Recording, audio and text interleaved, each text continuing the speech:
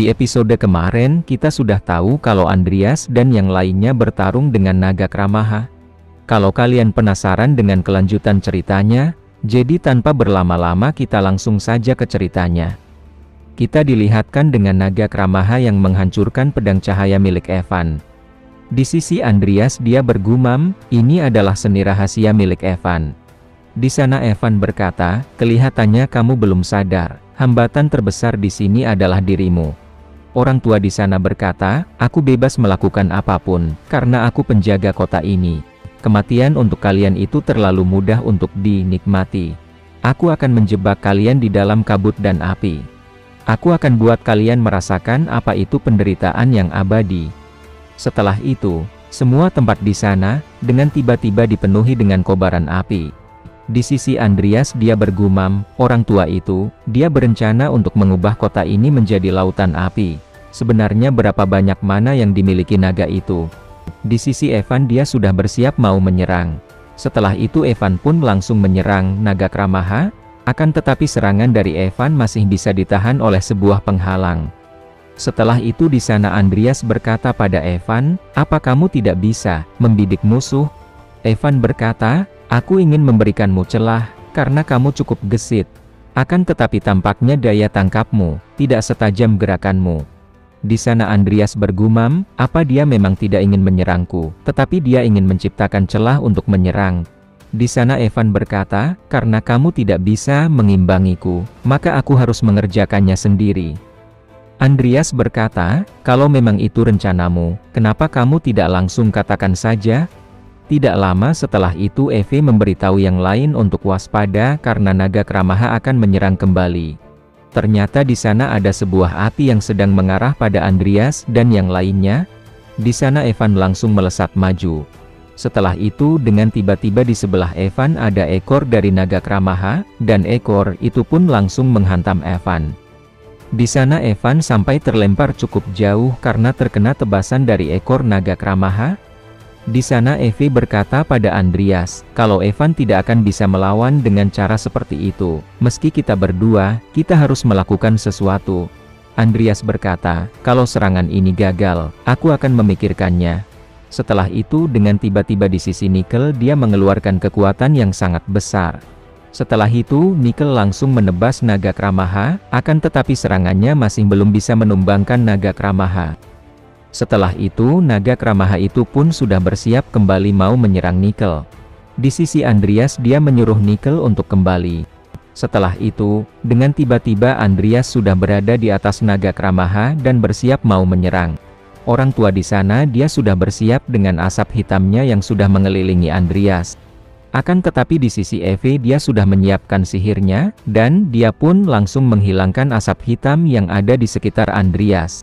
Orang tua di sana terkejut, karena asap hitamnya dihilangkan oleh Eve. Akan tetapi dengan tiba-tiba di sekitar Eve di sana ada asap hitam di sekitarnya, asap hitam itu pun langsung melahap seluruh tubuh Eve. Tidak lama setelah itu ada sebuah pedang cahaya yang sangat besar di atas Andreas dan orang tua di sana.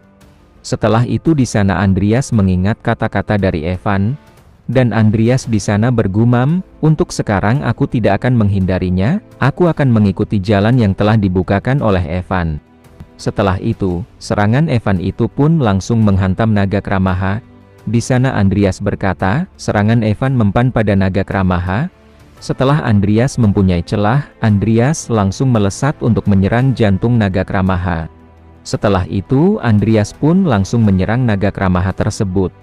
Di sisi Eve dia masih berusaha untuk lepas dari asap hitam yang menyelimuti dirinya.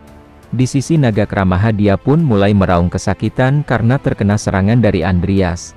Setelah itu naga Kramaha langsung terjatuh. Orang tua di sana dia juga terjatuh dari atas naga Kramaha. Tidak lama setelah itu sebuah retakan dimensi mulai muncul. Setelah itu orang tua di sana terkejut karena ada sebuah retakan gate.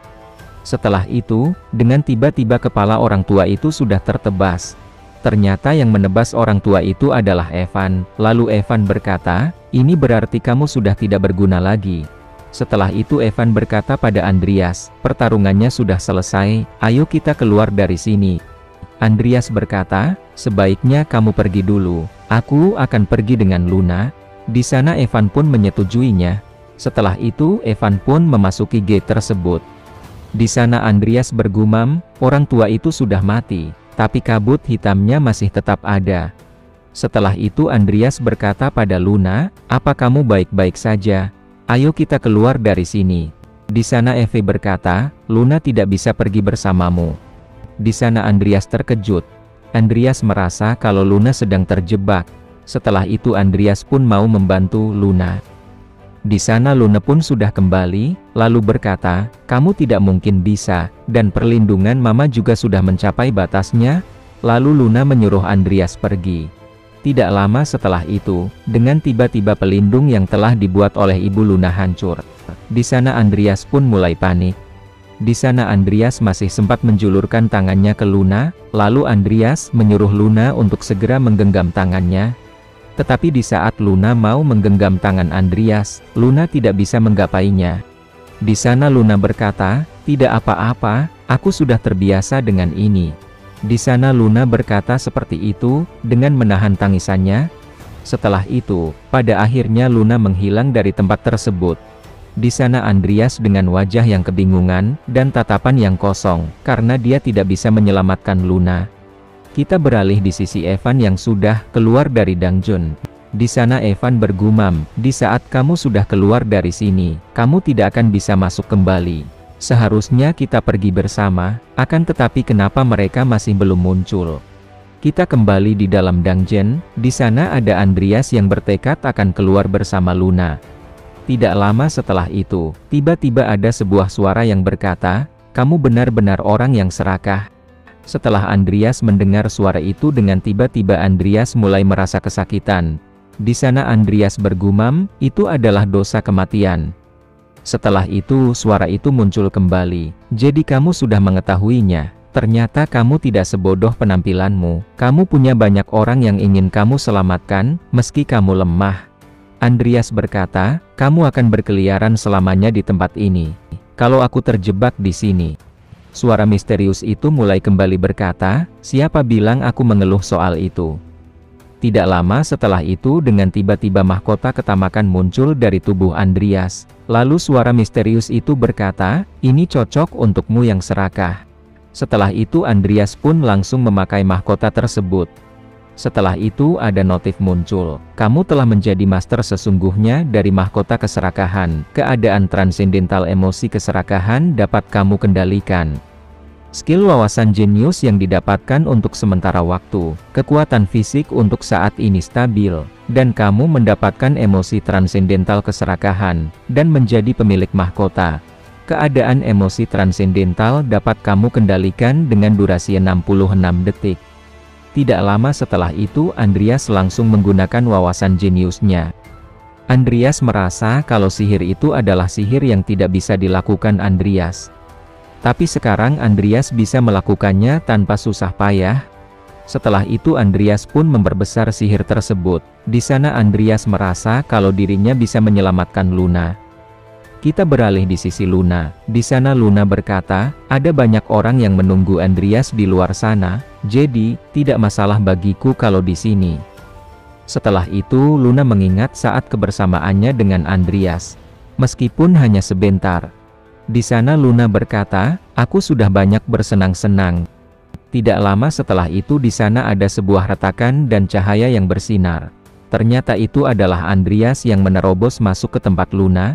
Di sana Andreas berkata, aku tidak mungkin meninggalkanmu sendirian.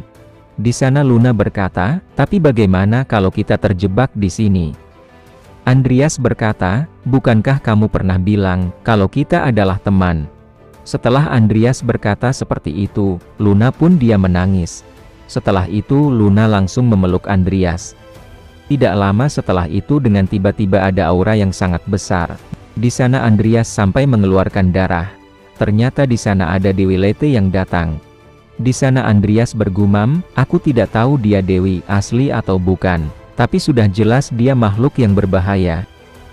Di sana Dewi Lete berkata, kenapa kamu memanggilku pengawas? Di sana Andreas kebingungan siapa yang dipanggil pengawas. Tidak lama setelah itu dengan tiba-tiba tubuh Andreas mengeluarkan asap hitam, dan keluarlah sesosok makhluk hitam. Di sana Andreas bergumam, aku bisa merasakan emosinya di dalam tubuhku, balas dendam dan keinginan kuat untuk membunuh. Sosok hitam itu berkata, aku di sini untuk memperingatkanmu, tulislah surat wasiat, karena aku akan membunuh kalian semua. Dewi Lete berkata, aku akan menantikannya. Di sisi Andreas dia bergumam, mereka bicara seolah-olah aku tidak ada di sini. Di sana Dewi Lete berkata pada Andreas, kamu mendengarkan pembicaraan kami dan masih bisa menjaga kewarasanmu, itu sulit dipercaya. Aku akan memberikan satu hadiah sebelum aku pergi. Tidak lama setelah itu, Dewi Lete pun pergi meninggalkan tempat tersebut. Setelah itu layar sistem pun muncul. Anugerah telah diberikan oleh orang yang di luar ingatan. Anugerah ini akan aktif secara otomatis saat syarat telah dipenuhi. Di sana Andreas bergumam, dia benar-benar Dewi. Dan kelihatannya Luna baik-baik saja. Setelah itu Andreas berencana untuk menggunakan mayat naga Kramaha. Setelah itu kita beralih di tempat Evan. Di sana Evan berkata, aku baru saja melihat sesuatu yang luar biasa. Kita kembali di tempat Andreas. Di sana Andreas berusaha untuk membuat naga Kramaha menjadi andit miliknya. Di sana Andreas bergumam, aku terlalu menggunakan mana yang begitu besar. Jika bukan karena kekuatan mahkota ini, yang meningkatkan mana, aku tidak mungkin bisa melakukan ini. Tidak lama setelah itu Andreas pun berhasil mensummon tengkorak naga mistis. Level mayat yang disummon jauh lebih tinggi dari umumnya, dan sedikit ego dari kehidupan sebelumnya dipertahankan, dan beberapa sifat dari kehidupan sebelumnya dipertahankan. Setelah itu dengan tiba-tiba naga Kramaha itu bicara. Aku pikir, aku akhirnya akan tertidur selamanya, tapi takdir sangat kejam. Di sana Andreas terkejut karena naga Kramaha bisa berbicara. Naga Kramaha di sana berkata, kamu terlihat terkejut. Andreas berkata, aku tidak menyangka kamu akan mempertahankan ego milikmu yang cukup untuk berbicara. Naga Kramaha berkata, hanya sebagian dari jantungku yang tersisa, jadi tidak sempurna. Setelah itu ada notif muncul, kalau naga Kramaha mempunyai tingkat 12 dan mana sebesar 245.111. Setelah itu naga Kramaha bertanya pada Andreas, apa kamu tahu, itu mahkota apa? Di sana Andreas berkata, jangan panggil aku dengan sebutan kamu, panggil aku Master. Naga Kramaha berkata, aku akan menjadi bawahanmu kalau kamu memberikan aku mahkota itu. Aku akan menjadi milikmu, jadi tidak ada bedanya dari aku meminjamnya. Di sana Andreas bergumam, aku membutuhkan mahkota ketamakan untuk berjaga-jaga jika kesulitan memanggil Undead. Tapi untuk saat ini aku akan setuju saja dengan permintaannya. Di sana Andreas berkata, baiklah, tapi aku juga memiliki syarat untukmu. Kalau kamu tidak setuju, aku akan pastikan kamu mengenal siapa mastermu, meski aku harus melakukannya dengan cara sulit. Apakah naga Kramaha akan menyetujuinya, dan akankah Andreas akan berhasil meninggalkan tempat tersebut?